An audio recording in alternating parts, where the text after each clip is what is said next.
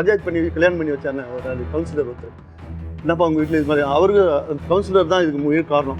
நான் எது இருந்தாலும் நான் பார்த்துக்கிறேன், பொண்ணு கொடுங்க, எந்த பிரச்சனையும் வராது, எதனா பிரச்சனை தான் நான் முன்னே நின்று நான் பண்ணுறேன் அப்படின்னு அவர் தான் முன்னே நின்று பண்ணி வச்சார். அவனுக்கும் என் மாப்பிள்ளையோடைய அம்மாவுக்கும் 2 பேருக்கு தொடர்பு.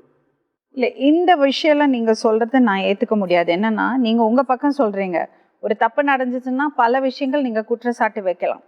ஸோ அதனால நீங்கள் உங்கள் அபிப்பிராயத்தை உங்கள் பக்கத்தை சொல்கிறீங்க. அதனால அவங்களுக்கு தொடர்பு இருக்குன்னோ இல்லை அவங்க வந்து இளைய மருமகளுக்கு ஜாஸ்தி இம்பார்ட்டன்ஸ் கொடுத்தாங்களோ, இதெல்லாம் உங்கள் அபிப்பிராயம். உங்கள் பொண்ணுக்கு நடந்தது என்னது? பொண்ணுக்கு நடந்தது அதுக்கு அப்படியே ரொம்ப துன்புறுத்த ஆரம்பிச்சாங்க.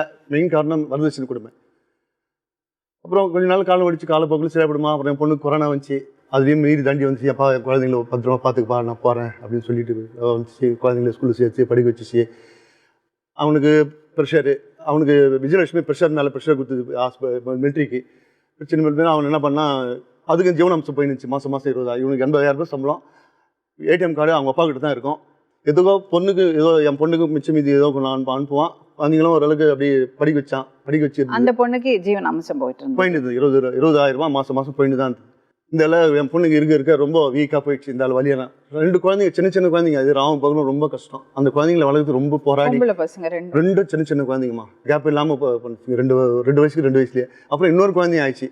அது பொண்ணு ரொம்ப ரொம்ப வீக் ஆயிடுச்சு. வீக் ஆகிட்டு இது ரொம்ப இதுவாக இருக்குது. அவங்க அம்மா வந்து நம்ம வீட்டுக்கு வர சொல்லுடா, அவங்க ஃபோனில் அவங்க 2 பேரும் பேசுவாங்க, நம்ம வீட்டுக்கு வர சொல்லுடா, அவையும் அங்கே இருக்கா அப்படின்னு சொல்லி. நாங்கள் அனுப்ப மாட்டேன். 2 குழந்தைங்களை நாங்களே வச்சுன்னு சமாளிக்க முடியல, இன்னும் இது வர உடம்பு வீக்காக இருக்குன்னு சொல்லி நாங்கள் தட்டச்சு எங்கள் வீட்டிலே தான் வளர்த்தோம். எங்கள் வீட்டிலே தான் இருந்தாங்க. அவங்க லீவில் வரும்போது மட்டும் என் பொண்ணு போயிட்டு வந்துடும்.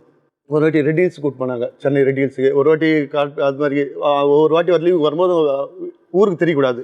அவங்களுக்கு தெரிய விஜயலட்சுமி தொழில்கள் வந்து ஒவ்வொரு நாளைக்கு ஒவ்வொரு வருஷத்துக்கு ஊருக்கு போயிடுவாங்க. ப்ரெஷர் மேலே ப்ரெஷர். போலீஸ் அவங்களும் மிலிட்ரியில் உனக்கு நிறைய ப்ரெஷர் வருதுப்பா, நீ போயிடுப்பா தயவு செய்து அப்படின்னு சொல்லி அவங்களும் சொல்லி அனுப்பிச்சிட்டாங்க. இவனுக்கு விஆர்எஸ் வாங்கிட்டு வந்துட்டோமா. வாங்கிட்டு வந்து ஒரு 6 மாதம் ஆச்சு. ஒரு 30 லட்சம் 40 லட்சம் ஏதோ வாங்கிட்டு வந்திருக்கான். ஒரு இடம் ஒன்று வாங்கினாமா, நாங்கள் தனியாக போயிடறோம் அப்படின்னு சொல்லிட்டு இடம் ஒன்று வாங்கினோம். அவன் பேரில் எழுதுறதுக்கு பிளான் பண்ணான். வேணாம், இன்னும் டைவர்ஸ் ஆகாதுக்குதுப்பா, உனக்கு டைவர்ஸ் ஆகலைன்னா உனக்கு அந்த பொண்ணு உன் பேரில் எழுதினா அந்த பொண்ணுக்கு தான் போயிடும் சொத்து. அதனால உன் பேரில் வேணாம், என்னுடைய பேரில், அது என் பொண்ணு பேரில் எழுதலாம். ஒரு வாரம் கன்வெர்ஸ் பண்ணி இவனை வந்து சொல்லி என்னுடைய பேரில் எழுதி வச்சாங்கம்மா. ஒரு 20 லட்ச ரூபா சொத்து. யார் பேரில்? என் பொண்ணோட பேரில். ஒரு 10 நாளுக்கு விஜயலட்சுமி வந்து உட்காந்துட்டாங்க வீட்டில்.